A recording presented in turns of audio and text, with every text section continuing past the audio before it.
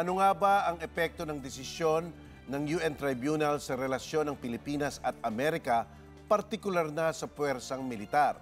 Kaugnay niyan, pag-usapan natin ang Enhanced Defense Cooperation Agreement o ang EDCA. Pero Attorney Mel, bago natin yan pag-usapan sa context ng desisyon ng arbitration court, linawin muna natin para hindi magkalituhan, ano nga ba ulit ang EDCA? Ang EDCA ay kadugtong ng tinatawag na Mutual Defense Treaty between the Philippines and the United States. Kadugtong yan. At iyan tinuring na ng Korte Suprema na isang executive agreement na hindi na kinakailangan ang two-thirds vote ng Senado. Ibig sabihin, epektibo na yan ngayon. Ano ba ang nasa loob ng EDCA? Ang diwa ng EDCA ay ang paigtingin ang relationship ng US at Philippines sa usaping seguridad, internationally at regionally. At ayan, at nahandoon sa loob na pagbibigyan natin ang Estados Unidos sa mga agreed location na i-preposition nila ang sinasabi nilang defense material nila sa ating bansa, pati na rin ang mga equipment of communications nila, papahintulutan natin sila. At kung meron ng natalagang mga agreed location, 5 na ata ang natalaga, di ba? Libreng-libre na sila pumasok at lumabas dyan at magpasok ng mga material. Huwag lang nuclear weapons. Kaya pagkatapos nun, walang bayad ang pagtatalaga nila dyan. Pagkatapos nun, pag-uusapan nila kung paanong mateterminate at kung meron mang gusto nating equipment nun, ang masama lang doon, baka pa natin bayaran. Pero ang punto nitong EDCAng to, iyon na nga, para paigtingin ang international at regional security.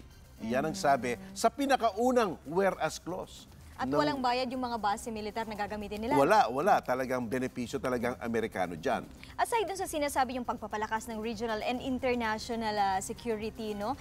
Ano pa ba yung mga sinasabing benepisyo ng EDCA sa Pilipinas? Well, ang benepisyo niyan, okay, makikita natin, kamukha yung mga gusali, ita-turn over sa atin pagkatapos ng ilang mga taon. Mamamana natin? Oo, yung ibang mga equipment, pwedeng ibigay sa atin, kaya lang baka lang... Pwede. So, hindi siya talagang obligadong ibigay sa atin. Hindi ganon. Medyo lugi tayo doon, pero siguro at a fair discount. No? At siyempre, iyan ang mga tangible things na nakikita sa EDCA. Pero siyempre, meron rin mga intangible things. Like? Relationship natin sa Amerika.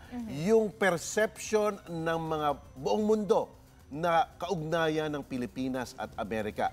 Napakalapit o napaka-close natin sa Amerika, ika nga doon sa EDCAng yan para tayo magkaroon ng agreement na yan. Kaya ang benepisyo niyan, siguro isang sanggalan doon sa mga nagtatangka na manggulo sa atin.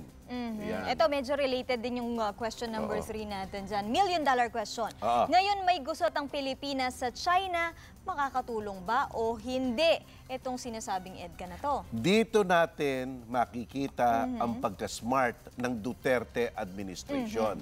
Diba, siyempre, may mga bumabatiko sa EDCA, may walang bumabatiko sa EDCA. Dapat timplahin natin kung paano nga natin mapapakinabangan ang EDCAng ito. Para lang sa akin, Franz, no? Dapat ipangalandakan natin to without necessarily nagmumukha tayong tuta ng Amerika. At sabihin sa China, meron na kaming desisyon at kung meron ang mangyari, merong Amerika dyan. At isa pa, at merong ASEAN kami. At ang Amerika, ang the most tangible proof na tutulungan kami ay ang EDCA. Yun. Siguro hanggang doon lang muna. Di ba? Kung ano yan, kung talaga magtutulak-tulak na ang sitwasyon. Pero paano naman ang dapat na approach na gamitin ng Pilipinas kapag sinasabi yung diplomasya? Diplomatic approach, paano ba yun? Alam mo, Franz, there is what we call silent diplomacy at merong what we call loud diplomacy. There's a time for silent diplomacy, there is a time for loud diplomacy. Ngayong nabubugdot pa ang China, galit na galit pa sa atin, kahit na anong gawin nating katwiran dyan, hindi makikinig yan. Kaya ang tama rin ang posisyon ni Duterte. No rush muna. Hupain muna natin ang sitwasyon hanggat maaari na silang kausapin. At maaari, baka hindi naman kailangan isiwalat natin ang lahat ng usapan, baka mas maiging i-silent muna. May tayong mga kinatawan at kinatawan nila, pag-uusapan kung ano ngayon ang gagawin dito sa decision na ito. Para hindi masyadong mapahiya yung sa tingin ko, napahiya na. Diba? Iyan yung silent diplomacy, maingat. Pero yung loud diplomacy, iyan yung masyado na atang sobra na to. Nagbubuli-buli na. Yung ginawa ni Pinoy noon. Which I think is good. Nung nakikita niyang sabi ng China, ayusin natin to sa kanang kamay. Pero sa kaliwang kamay, gumagawa na ng mga structure ang China sa ating mga teritoryo, iba na ang usapan. Magla-loud diplomacy ka na. Ang gagawin mo dyan, i-internationalize mo yung issue. Kaya nga nakapagsalita si Pinoy noon parang Hitler-like. Itong agresibong kilos ng China, palagay ko, calculated yon. At ano nangyari? Tumingin ang mundo ulit sa atin at hinain kaagad ang kaso na ultimately panalo. Panalo. Kaya iyan. Kaya titimplahin ngayon ni Presidente Duterte ang kilos niya. Kailan magsisimula ang silent, kailan magtatapos, at kailan ang loud diplomacy dyan.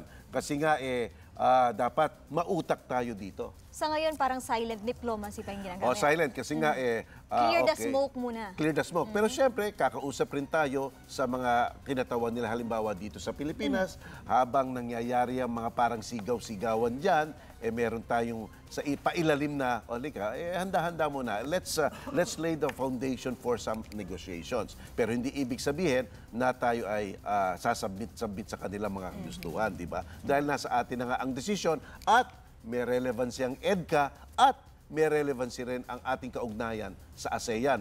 Pwede na rin natin kausapin ng Australia at New Zealand at ang G7. Di ba? Nagsabi na sila, China, sundin nyo ang desisyon. May mga pronouncements si Pangulong Duterte na medyo laban o kontra sa US. Ito bang EDCA, makakaatras pa ba dito ang Pilipinas? Well, sa international law, merong tinatawag na Pacta Sunt Servanda.